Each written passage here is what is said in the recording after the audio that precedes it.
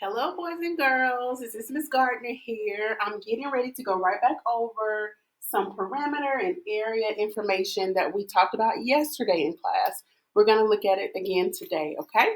So, for example, this is going to be the first problem that we're going to look at. We are already given the parameter for this particular problem, which is 34, okay? We're trying to figure out what the length is. Okay, I know that the parameter here is 34. I'm trying to figure out what the length is, okay? So I'm going to look at the width, which is 7, which is already given. So if the width is 7 on this side, then automatically on this side, the width is the same. It's going to be 7, all right? So what I would do in a case like this, since I know what my parameter is, I would take my width and I would add them together. We know that 7 plus 7 is 14. But then I'm going to subtract that 14 from 34, okay? And I am going to end up with 20 as my answer, okay? So I will ask myself, because I'm trying to figure out the length, what is 20 divided by 2, or what plus what gives me 20, okay? I know that 20 divided by 2 is 10. So I'm going to take this 20 and do it in half, or divide it in half, okay? So I'm going to get 10. So my length is going to be 10. And so if I add all of my sides together, this 10 plus 10, which is going to give me 20, and then plus the 7 is going to give me 27. 27 plus 7 more is going to give me 34.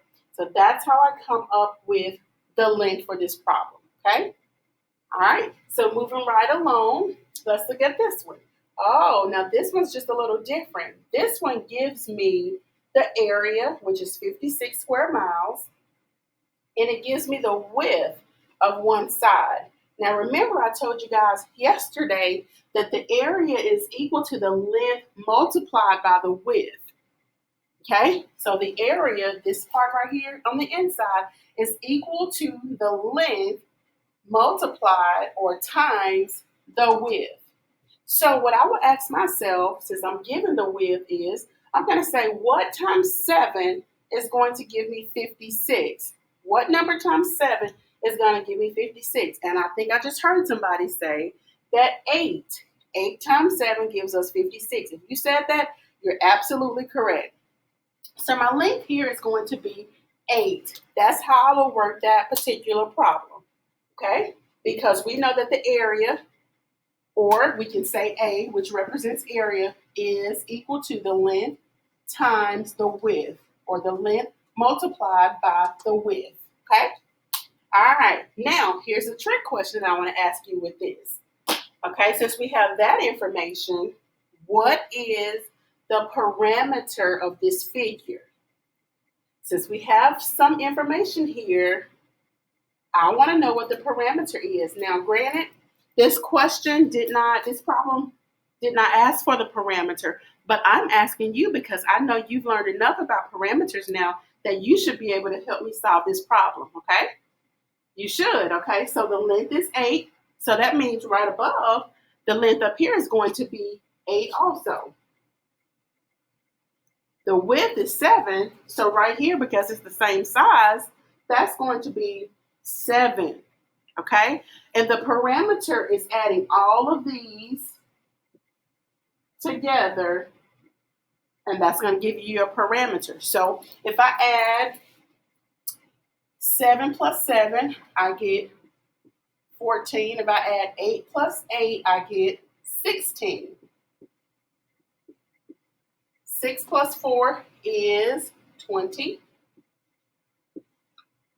2 plus 1 is 4. So the parameter is equal to, I heard you say it. Oh, no, it's not that. The parameter is 40, okay? All I did was took the information I already knew and I added it together to give me my parameter, okay? Now, I know I may kind of go fast a little bit, but this is a video. It's recorded. Feel free to stop, pause, work through it to see what I'm talking about to make sure you understand what I'm doing, okay? Now, Miss Gardner would not be Miss Gardner if I didn't do one of my favorite type of problems, which is a word problem. Yay! Here we go. Okay. And it's talking about parameter and area. So let me read it together. A bulletin board is 3 feet high. Its area is 15 square feet. What is the perimeter of the bulletin board? So I'm going to start back slowly. And for me, I'm a visual person, so I've got to draw this out to make sure that I can see this correctly, okay? So a bulletin board, so let me just draw it out the way I'm envisioning it in my head, is 3 feet high, okay? Its area is 15 square feet. So the area, I'm going to put that, I'm just going to write an A, is 15 square feet. Okay, the area here is 15 square feet, and then the height is 3 feet. Okay, so I'm just going to put 3. So let me go back and read my information again to make sure that I set this up correctly, okay? A bulletin board is 3 feet high. This rectangle is my bulletin board. It's 3 feet high. Its area is 15 square feet, meaning the surface of it is 15 square feet. What is the parameter of the bulletin board? Okay, now I've got to put on my thinking cap and figure out what the question is asking me. I know that the area right here is equal to length times the width. So if the area is equal to length times the width, the first thing that's going to pop in my mind is, oh, okay, I get it. 1 times 3 gives me 15. Okay, and I know that 5 times 3 gives me 15. So 5 evidently is my, use a different color. 5 is my length. Okay, because 5 times 3 gives me 15. Okay, it says, what is the parameter of the bulletin board? So I'm looking for the parameter. Now, here we go. This is a multi-step problem that we talked about this last week, multi-step problem solving. Well, this is the same thing, but now we're doing it with the area and parameter. So here we go. If the length of this figure or this bulletin board is 5, then I know that the length here is going to be 5. Okay? Okay? Now, if the width is 3 here, this side is going to be 3.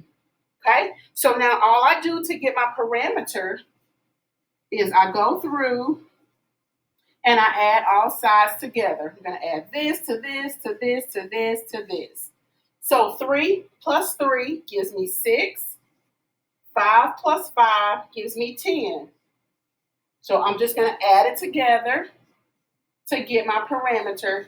And my parameter of this is 16. So the answer for this problem is 16. But notice how I had to do all of this to help me figure out my answer. It was not hard for me to do because I used what I already knew about parameter and area to help me solve this. It just looks like a lot, okay? I hope you guys enjoyed this video. I hope you learned something. But most of all, if you're still struggling, it is okay. I know this is still fresh and new for all of us. Go back and watch the video, pause it, and try to practice on your own, okay? I will see you later on. Have a fantastic day. Bye-bye.